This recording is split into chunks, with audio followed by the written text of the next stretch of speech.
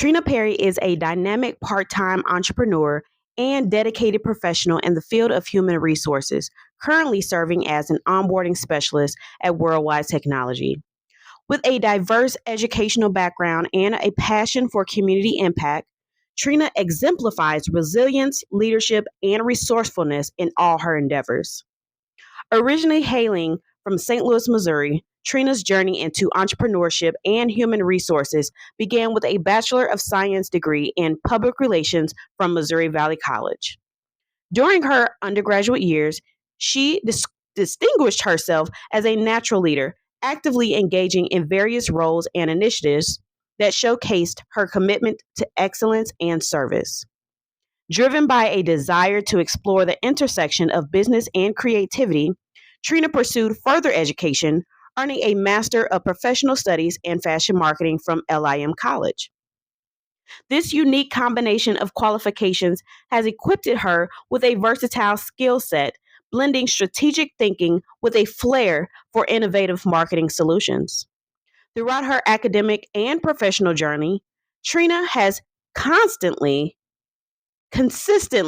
demonstrated a proactive approach to community engagement and social change, whether through a fashion blog, YouTube channel, or self-help books. She actively seeks out opportunities to empower individuals and foster positive transformation within her community. As a part-time entrepreneur, Trina is embarking on an exciting new chapter, leveraging her expertise and passion to launch her own venture. With a keen eye for opportunity and a dedication to making a meaningful impact, she is poised to inspire others and drive positive change in the world.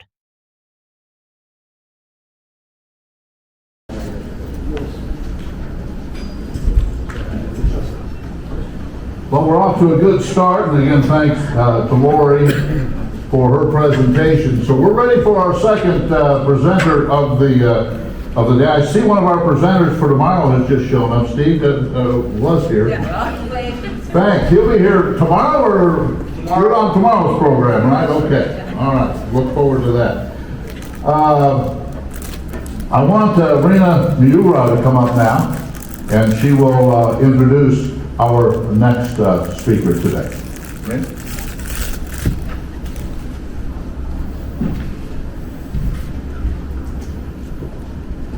Our next speaker today demonstrates a proactive approach to community engagement and social change. Trina Perry is the owner of Life is Tea and a human resource onboarding specialist for Worldwide Technology. As we will hear today, she's passionate about impacting communities and seeking out opportunities to empower individuals. Ladies and gentlemen, please welcome Trina Perry.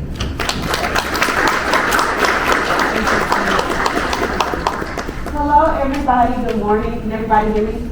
Yes. Okay, awesome. Well, hello. My name is Trina Perry, but everyone can call me T, and that's T-E-E. I am really excited to be here today because I have the opportunity to give you an overview of someone who is just starting out in the entrepreneurship. So I'm just starting my business. And when I say just, I'm talking like fall, winter last year. So I am the owner of Life of Tea, and I created 3 different journals that I sell on Amazon. And I'm also a YouTube blogger, and my YouTube channel basically specializes in travel, okay? But before we get into that, I'm going to start off telling you my vision of myself from the beginning. And I shouldn't say beginning of time, but the beginning, so when I was younger. And then we're gonna go into what I did in college here at Missouri Valley College. I graduated in 2013 from here. And then we'll talk about what I did after graduation, and then where I am now, and then where I see myself in the future. But also to say, I am originally from St. Louis, Missouri. Is anybody from St. Louis in here? Okay. Well, I was going to share that I went to Hazelwood Central High School, but since no one is from St. Louis, don't worry about that. But we'll go ahead and jump into it. So like I said, I wanted to talk about like my dream. That's the first thing I want to talk about. So before 2009. And I did have, a dream when I was younger, and then, I don't know, maybe about high school, I really wanted to kind of get into that dream a little bit more. And I made a lot of different changes in life. I went a lot of different directions. So I also want to cover some of the things that I have learned throughout each stage in my life. So our learnings that we're going to talk about, even to this day, I'm still not saying that I'm learning, but there are still some avenues that I'm learning. But I'm still trying to make sure I use. So you'll see a lot of leadership roles. There were a lot of times, and I'm still doing this, building relationships. And then also being the change that I want to see. That's a very big one. Taking charge, being fearless, and always taking the initiative. But whenever you see this lovely lady, I don't know her, this is a person I found, like a photo on PowerPoint.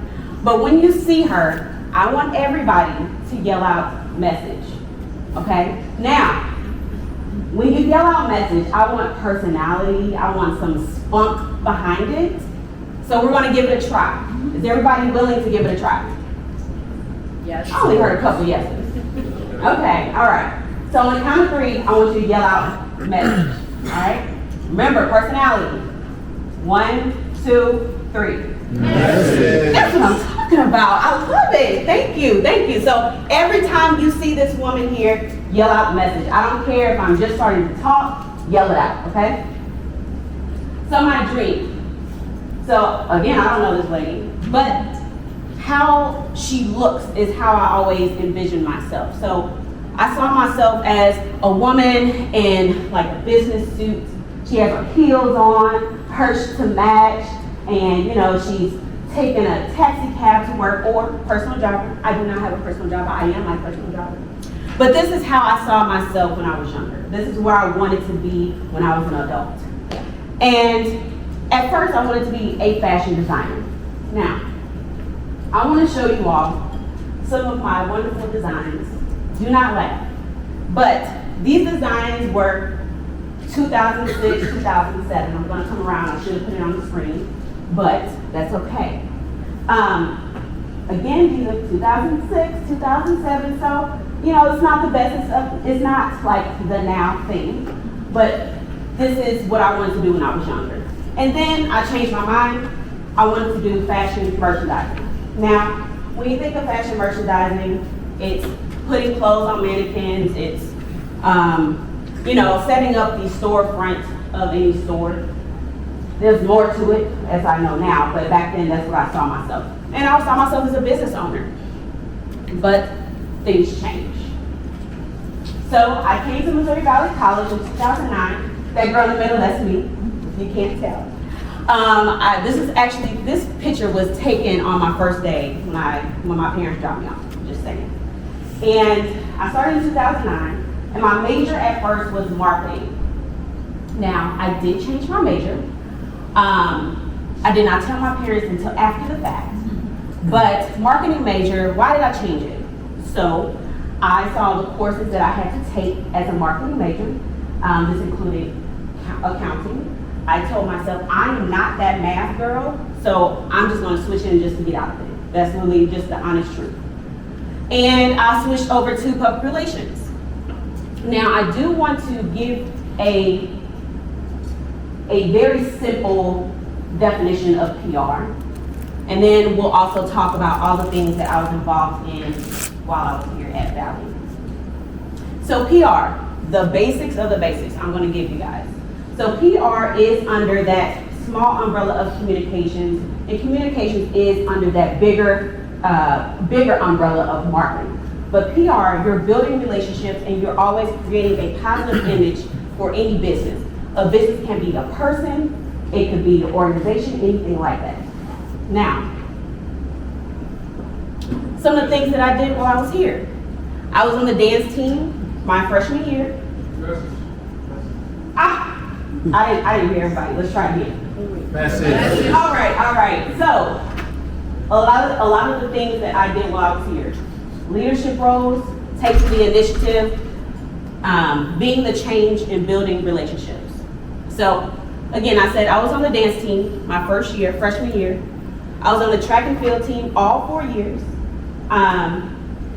My events were long and triple jump, and there were times where the coach put me in 800, he threw me in the 4x8, he had me do hurdles, but it was never a time where I said, I'm not. Now, if he said he wanted me to do a 400, that would have been the time I said, I'm not doing it, but that never happened. But every time he, pushed me and encouraged me to do something, I did it. I did not steer away from it. Now, I'm just going to add this in here. A couple of days ago, before I came here, I wanted to see if there was any records that I was still, a part of on the track team. Now, I did look it up. I still have a record here on the 4x8 team for indoor. That record was set in 2012. But, again, I was also with track and field, I was also captain junior and senior year. So there goes that leadership role there. I was a part of the Student Government Association in 2010, all the way up into 2013 when I graduated. And then I also chartered a chapter here of Zeta Phi Beta Sorority Incorporated on March 23rd, 2013. Now let me give a little story behind that. So charting a chapter, basically you are starting a new chapter of a sorority or fraternity. It has never existed. So that's basically what chartering is. Now, initially, I wanted to be a part of this organization. So I traveled to Columbia to try to be a part of their chapter there at Mizzou. Well, just as everything was about to start for me, I got a call saying, hey Trina, I'm sorry, we can't have you be a part of this chapter because you're just too far. Okay, I cried. Trust me, I cried. I was very sad about that. But I took the time and I took the initiative to see what else can I do. There has to be a way. So I did research and I found out that you can charter a chapter. And with that, you also have to have a sponsoring chapter you have to have a sponsoring chapter oversee an undergraduate chapter. So I went to our Dean of Students at that time, and I'm sorry, I skipped over something. Let's go back. Black Student Union. Me and another counterpart, that was in 2010, me and another counterpart had basically got the Black Student Union back started on campus. I was the vice president my whole entire time being that.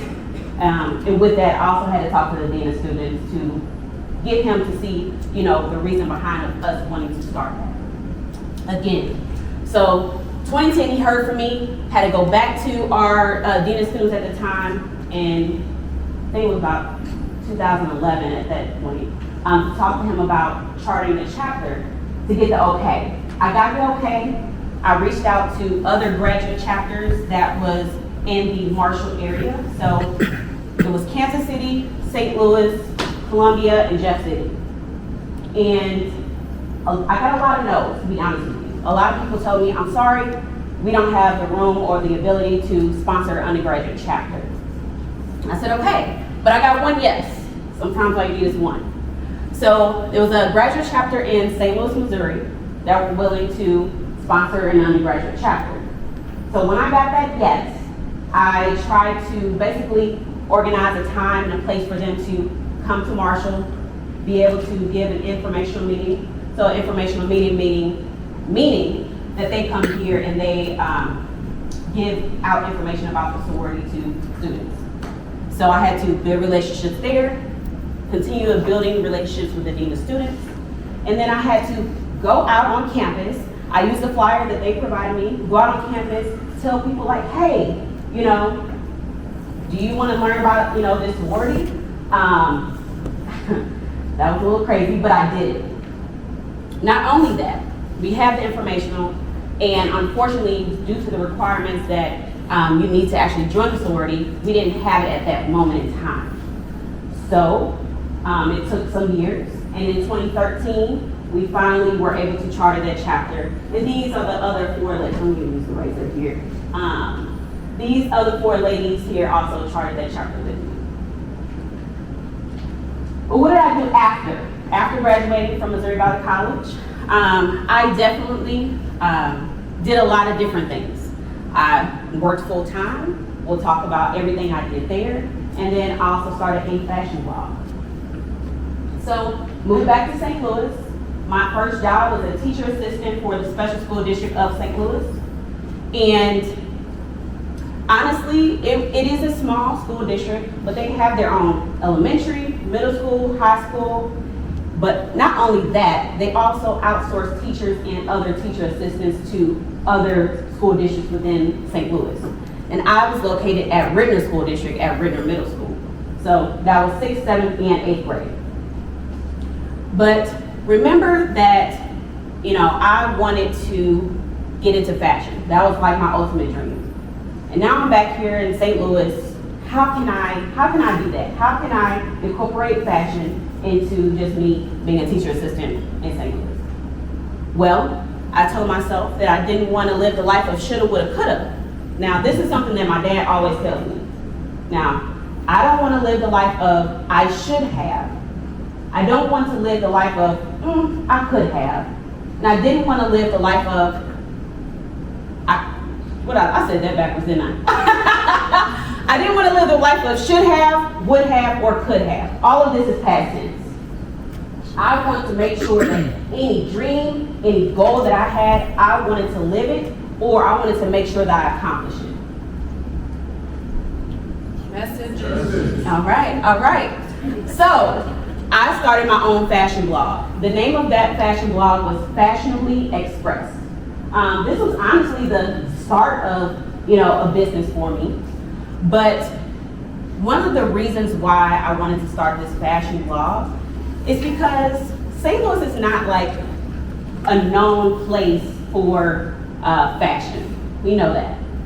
But I will say, if you do your research, back in the day, and I'm talking like when photos were like black and white, St. Louis is or was a big fashion hub for the footwear industry. We'll get into that a little bit later, but my fashion blog, I knew that there were people in St. Louis or the St. Louis area that were in or ingrained in fashion. There were fashion designers, there were models, there were people just in the entertainment industry, and I wanted to make sure that other people knew about the people who worked in this lifestyle in St. Louis. So I decided to go out, build relationships with these people, get to know them, their story, their business, and write about it. I want to know, tell me your idea. Tell me where you see your business going. When I wrote about it, I put it on my blog.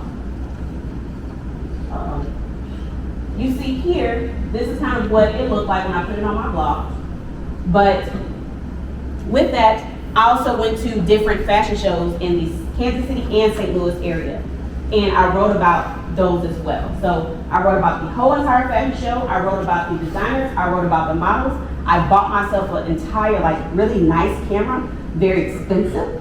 And I went to these fashion shows and took my own photos. These photos were done by me. And I wrote about it. I put it out on my social media because I built relationships and I created a positive image for business owners. I'm using my PR degree. So in 2016, I think I skipped the page here. I'm just saying, I used my PR degree. So in 2016, I decided, I know I have this blog. I'm still working as a teacher assistant in education, but I need more. I feel it in my gut that I still need more. So I decided to move to New York. My parents were not happy. At first, I wanted to go to California, and they were like, Trina, no, that's just too far. We can't get to you if something happens to you. And I'm like, okay, but I'm still leaving. And then I decided on New York. They still were not happy, but that was my final decision. At this point, I'm an adult, okay? You can't tell me what to do. But I moved to, thank you. I moved to New York to go to graduate school. So message here. I took the initiative, I built relationships, I was the change that I had to be, and then also I had to be fearless. So, girl from St. Louis. I mean, we know St. Louis is kind of like I don't always want to call it like a big city, but like a medium to big city.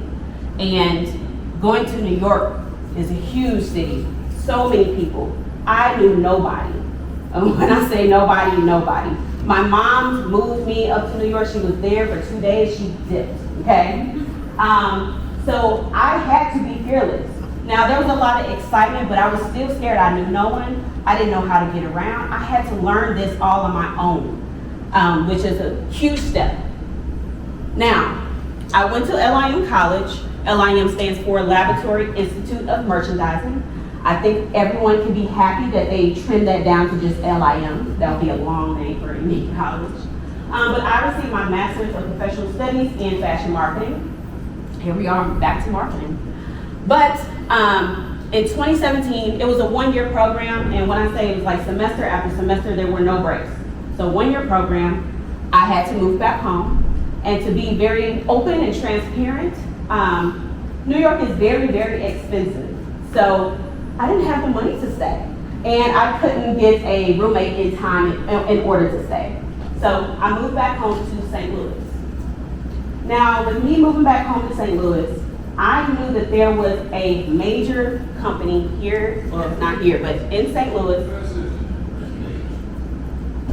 Now, come on everybody, give it to me one more time. Message. All right, so message here, building relationships and taking the initiative. So when I moved back home, I knew that there was a major, major company in St. Louis, especially in the footwear industry. Today it is known by Polaris Incorporated, but back then when I said it was like black and white photos, they were known as the Brown Shoe Company. So they are still a huge company, a global footwear company, and I was able to get my foot in the door in 2018. So remember, I graduated in 2013. It took me a year to get into this company, but that's okay. So my first job, I started off as an intern, but my title was a sample coordinator for the marketing team for the brand of Allen Edmonds. So Allen Edmonds is a men's footwear brand, and they are known for having premium leather shoes. And they're also known for being made in the United States. While I was there, basically, I was organizing all the time, organizing our sample closet. And any time that we had photo shoots that was either in St. Louis or outside of St. Louis, I was in charge of making sure that they got the shoes that they needed. From there, after 3 months, I went on to a brand by the name of BZ's. So BZ's is a women's footwear brand. They are known for stretch, comfort, and machine washable shoes. Now, this is definitely not marketing. I was on their product development team. So as a product coordinator. And product development is basically creating something from the ground up. So I had the opportunity to design shoes by sketching it out. I had the opportunity to do a lot of research in regards to color, different patterns, different textures, different everything, to be honest with you. But there were times where my manager pushed me into the direction of really understanding what product development is. There were a lot of times we had to work with our team that was over in China. We had to tell them the type of material we wanted, the type of base shoe that we wanted. So I'm not going to take my shoe off, but the bottom part of the shoe that you're like standing on all day, we had to tell them the type of shoe caps we need for those shoes. And I had the opportunity to see from the beginning, from the design, all the way up until we have that shoe in our hand, which was an amazing time. But my manager knew I wanted to go into marketing, so I was there for a little over a year, and then I went to Famous Footwear. We all know Famous Footwear, but while I was at Famous Footwear, I was a marketing representative on their marketing team, and I was in charge of still all of our sample shoes, getting it to and from any photo shoot that we had in St. Louis or outside. But I also got to create like the coupon codes that you put in online, or you go into the store and give a card to the sales associate. But throughout all my time there, I had to build relationships. I had to build relationships to get to every single team that I was working on. But I also had to take the initiative a lot of times because, especially working for the brand BZ's, I don't have a product development background. I know nothing about it, but I had to take the initiative to actually learn about it. But in 2020, I was furloughed. No one likes 2020. If anybody likes the year 2020, I don't know why, but please tell me. I would like to know. But year in 2020, I was furloughed. So basically, I was still employed by the company, but I was unable to work and get paid. So basically, they will bring me back in a few months or so, which they did. But when they brought me back to work, I wasn't fulfilled. I, worked back on my job. I realized, I don't think I want to do this anymore. And then I took the time to look at the other marketing roles that were on the famous footwear team. And I told myself, I don't want to do this anymore either. I don't want to do any of those things. We also have a brand marketing team. I looked at those roles. I said, I don't want to do that either. So I took some time to really understand me as a person and try to figure out what's really next for myself. So,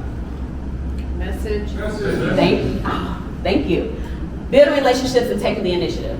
So what I did was I left the company, crazy, right? Left the company and I went to a startup company. That startup company was by the name of Steady MD, again, startup company, and they are a telehealth company. So basically you're able to use their services and work with any type of physician, and you can do that in the comfort of your own home. And they also had physicians in all 50 states. But I started off as a recruiter. I was recruiting therapists. After 3 months, I realized recruiting is not for me. And I moved over to the HR operations, but here we call it people operations. So I moved to the people operations team as a people operations associate. And there were only 4 of us. So all of us had our hands in all things HR. And then I'll say, honestly, 3, because we had a full-time recruiter, so he didn't really manage operations. But eventually I got my way into focusing on onboarding. So onboarding is when you are helping out any new hire that's coming into the company or organization. You're making sure that they have everything that they need, everything set up, all paperwork is done in order for them to start on their first day. And when I started focusing on that, I pretty much fell in love with it. I was good at it. Now, again, with bringing on new employees, you're building relationships. You also have to take the initiative I took the initiative to learn all things people operations, HR operations. But then the company downsized and I was laid off, unfortunately. But after about 2 months, it was all good. Message, yes. Building relationships and taking the initiative. So Worldwide Technology is where I work full-time today. I am an onboarding specialist, and we are a global IT company. So basically, they, give solutions, or IT solutions to other businesses, other companies, other organizations. And for example, not IT, but AI is really, really big, and we help out other organizations and companies on their AI initiatives. But one of the biggest reasons why I really love this company is because how they treat people, how they treat their people. And I noticed this while I was doing research about the company before I even started there. And when I got into the role, and I've been with them almost 2 years now, I see that it is true how they treat their people, people stay. And let me kind of give you a full cycle of how this goes. So you have a great company, right? And then you have a company who has great people. If you have a company with great people, you make sure you treat them right. When you treat them right, they stay and they do great work. When they stay and do great work, your business continues to grow and do amazing things. So again, it brings you back to having a great company. with that cycle, that's definitely the reason why I'm staying. But also, it just says a lot about companies because, you know, sometimes when you work for a place, you can tell that they don't always care about their people. But one thing that I want to note here is that I do love Missouri Valley College. I did a lot here, and I know that there are great students. You all are great, I know you are. And there are great students, and people don't always know about MVC. So I'm gonna tell you when I realized the problem. I went to our team at WWT, who manages like internships, and I said, hey, have you ever heard of Missouri Valley College? And she was like, no, I haven't. Where are they? And I'm like, well, that's the school I went to, and I'm great. So I was like, you know what, how about this? I want you to give me information about the internships. And I told her I was coming here today. Now, our internships are full-time in the summer, paid. They are virtual and also in person. Now, if you do want information about our internships, please find me afterwards. I have flyers. But my thing is, I want to put Missouri Valley on the map. I want people to know about the quality of people that come from Missouri Valley College because I know it's great. And I know that with me having an amazing time here, I have grown here. Like, Missouri Valley College has definitely helped me grow in many different ways. And if it has helped me, I know it has helped other people. So I just want to put that out there. Now let's get into what am I doing now? My business. Message. Thank you. So building relationships, taking the initiative, being the change. So currently I am an author. I have 3 journals that I sell on Amazon. Everything is under the name of Life with T. And then I'm also a YouTube vlogger. I literally have my camera up now. And my YouTube vlog caters to all things travel. But to get into a little bit more about that, so my YouTube vlog, there's like 2 pillars to this. One is I'm focusing on things to do in St. Louis.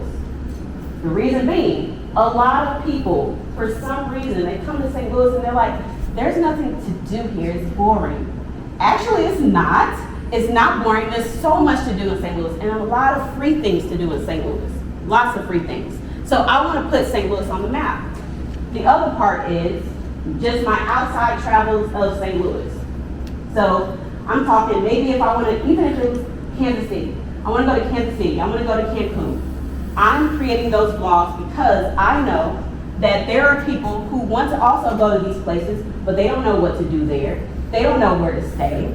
I'm helping them, I'm assisting them to create all of their travel needs. I also started this in 2020. I didn't really start traveling until 2021, and I'm sure everybody knows why.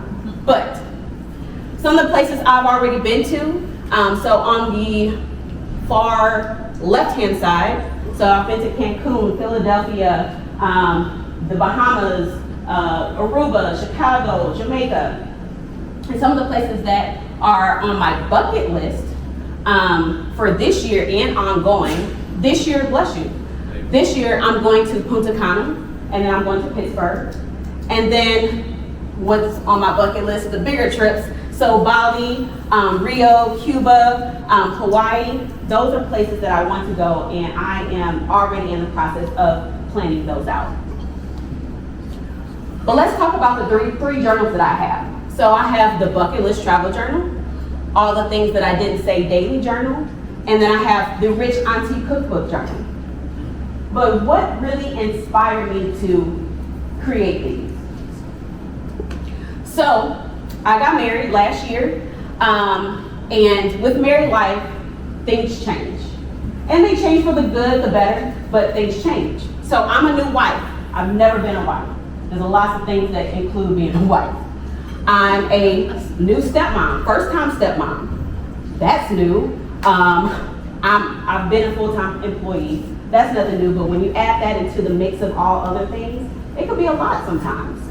And then I'm also the planner of my family. If anybody wants something planned out, I'm talking travels or maybe just like a small weekend getaway, everybody comes to me. But my bucket list travel journal, let's talk about that one first. So again, I told you all I made these towards the end of last year, in fall, winter. And this was the first version of that journal. The front and back look exactly the same how they are now. But the entire book is kind of like a scrap page. So you're planning out that bucket list location, that date that you would like to go. So maybe it's 2025, but that's what all the pages look like. I actually had a friend who bought one of these from me, and she said, Trina, I love what you've done here, but she gave me a tip. How can the tip was a question. How can someone truly plan out their entire vacation with just these pages? So I said, okay, well, thank you. And I took that tip and I revamped it. And when I say revamp, that revamp happened like towards the beginning of this year. So like I said, the front and the back are the same. But now, let me get to the page here. You still have that first page being that like scrapbook paper, scrap page. But then now you have a page where you can have your final plans. When I'm talking final, I'm talking like the actual time that you get on the plane, the takeoff. I'm talking about the resort that you're staying at, what airline are you taking, all those good things. Now, you also have a full itinerary page. So, and that's for 8 days. Now, if you're going longer than 8 days, good for you. But this page is for 8 days. Write everything that you are doing. And then the last page is a packing list. You're not going to pack the same that you do for Cancun if you're going to Kansas City. It's just not going to be the same, right? So with this, for me, I use it because I forget things sometimes. With this, there's no way you can forget it. I mean, you can, but there's no way. But why did I make this journal? I personally like to write things down. When I write things down, they become real. I feel like it's something I can truly accomplish. It is pretty much ingrained in my brain once I write things down. Of course, I could have typed things up, I could put it in my phone, things like that, but if I put it on my phone, sometimes I might lose the notes. If I write it on the computer, I can't remember where the heck I even saved it. Well, when I write it down, now I have it all in one spot. There we go. Next journal. It is called All the Things I Didn't Say. Now, this was the first version. There's no way you can even tell on this first page what the heck this even is. Like, it's not clearly written out at all. And the pages in between are all blank. And there's some pages that, give some great words of encouragement. So this one says, be the best you. But with this, no one had to tell me that, Trina, this is not going to work. So I decided to revamp this first page. Not first page, but the front of this journal. And now it is all the things that I didn't say. The inside is literally the same. But why did I call it All the Things That I Didn't Say? Well, since I was a little girl, I literally still have them. I am a journal girl. I have always journaled about just a daily life thing for me. But I know that sometimes you just have to release it. You have to get it out.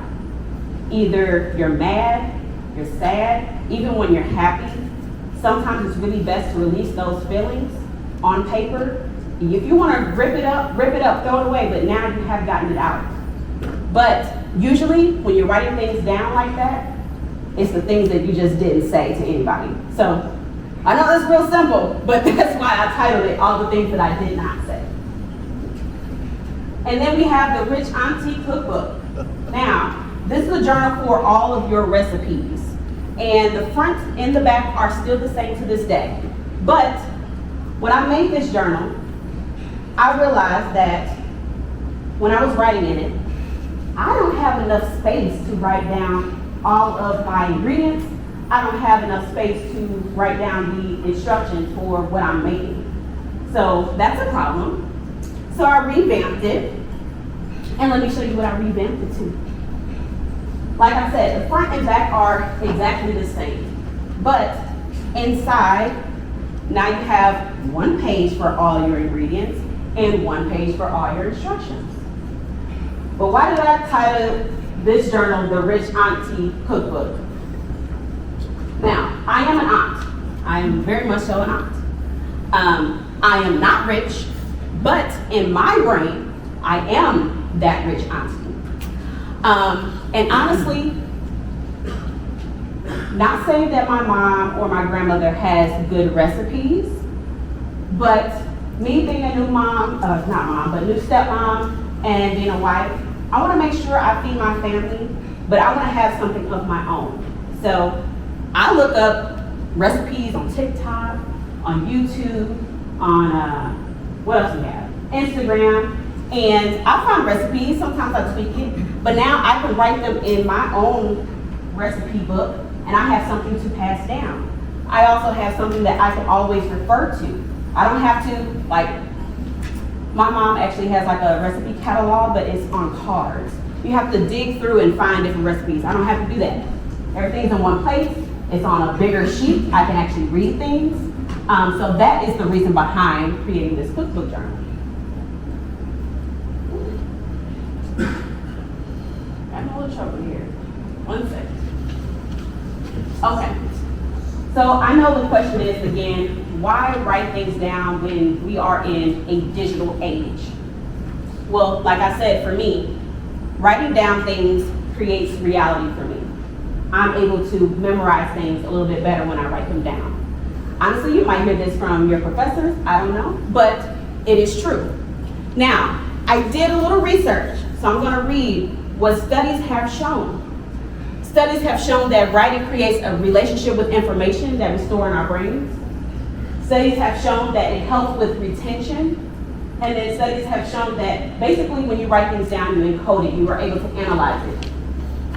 You create long-term memory, and then you're able to make those final decisions when necessary. So, another question. Why get into having your own business? Why get into entrepreneurship? Now, please remember, like I said, I am literally at the beginning stages. But when I did my fashion blog, I wanted to be the change that I didn't see. I didn't see anybody doing this, number one. But I also wanted other people to know within the world. Now, I don't know if it reached the world, but that was what I wanted. I wanted to reach the world to get out stories about people who are in St. Louis that were in the business, because I knew they weren't always heard. Why did I create these journals here? Well, because I know that these journals are helping me with this new stage of life that I'm in, a wife, a stepmom, the planner of the family. These help me organize my life so much. And if it's doing that for me, I'm sure it's doing that for other people in the world. Or other people may have something similar to me, and it's still helping them out. And my YouTube blog. To be very transparent, in the beginning, the reason why I did it was because I wanted to go back and see all of the things that I did do, and just to relive that moment. But not only that, I am helping other people create their travel goals. So wherever you want to go to Aruba. Now you are able to visit my blog, see where I went, how it looked, how much fun I had.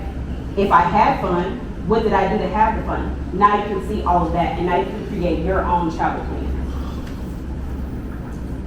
So what is next for me? What's next for T? So a lot of things that's next for me, I need to level up. And my level up is doing better in marketing in general. So marketing photos, marketing videos. And I also need to level up my social media presence. So there's a lot of different pillars with all three of those things, but just to kind of round it all together, I need to do a better job at marketing. What is next? Now, this has been on my mind. I haven't decided yet, but possibly becoming a travel agent. The other thing has nothing to do with what we talked about today, but for my wedding, I had designed all of the, I don't want to call it marketing, but all of the signage at my wedding, I created. me, and I actually enjoyed it. But in the back of my mind, I know for a fact that there are other brides who are getting married every single year that do not want to make any of their own signs. They don't want to make their own invitations. They just want to purchase it and then keep moving. I think that it would be a great idea to start selling my digital designs on Etsy and then see how that goes, and then I'll think about what's next after that. But again, like I said, that has nothing to do with what we talked about today, but that's a possibility of what is next for me. Now, to kind of go back through all my key takeaways that we talked about in the beginning. Leadership roles, building genuine relationships, being the change that you want to see, being fearless, taking charge, taking the initiative. We talked about all of those, but here are some other things. Please never stop dreaming. I don't care how small it is, anything like that. Always try your best to accomplish any dream that you have had. It might take a year, it could take 5 years or 10, but always keep it in the back of your mind. You will not always have the answers. Me, Trina, I do not always have the answers, but I know sometimes I need to just start. If you start, you can always find the answers. And the last thing is create your positive image for yourself, for your business. In the beginning, you're not going to have a whole PR team. You're not going to have a marketing team behind you. Not saying that you couldn't, but probably there's a possibility you might not. You have to be your positive image. That's in person when you're building relationships. That's your social media presence. Always create that positive image. And the last thing I definitely want to cover is to see if anyone has any questions. I'm opening that floor. Anybody have any questions for Trina? Raise your hand if you do, please. We'll go over there. Thank you for the presentation. That was wonderful. The amount of hustle that you do is really, really impressive. And I know that, Lori also said she was working 90 hours, 100 hours a week. I'm sure that you're up there as well. Very important for these guys to know that they will not be able to take those vacations if they go to entrepreneur. Right. For a little bit. But I was wondering if you could maybe tell us a little bit about the vlog and the income stream from that, and what is the kind of cutoff point, and I think they'll maybe find that interesting at what point the number of followers, etc., that you can see some income streams, and how does that work? Yeah, I'll be very, very honest and transparent. Income from that blog is at a 0 right now. But here's the thing. Again, I had told everyone that in the beginning it was more so about just me reliving some of those things that I have done and places I've gone, and now it's more about there's a shift there. So now it's about being able to help other people with their travel needs. So I would say followers right now about almost 2. There's still a lot of work that needs to be done, to be honest. But that's really getting engaged, building relationships with other people that are in this business of travel, and then also just doing better, way better in marketing. Yeah. Any other questions? If someone else has a question, hold your hands up here too. You have got one now. How do you like to differentiate between other people in the business, especially the vlogs and the journals? Because I think there might be a lot of people trying to do that. So how do you think you're different? How do I think I'm different? So with me being in the beginning stages, I'm still kind of at that research stage, I would say.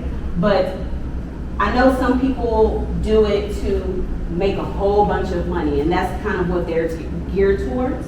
And I feel like for me, I'm doing it by voicing what I'm going through, just giving a story about me and my ideas, giving a story of, like Lori said, giving the history behind it also makes me different, but also how can I assist you? I'm just about helping.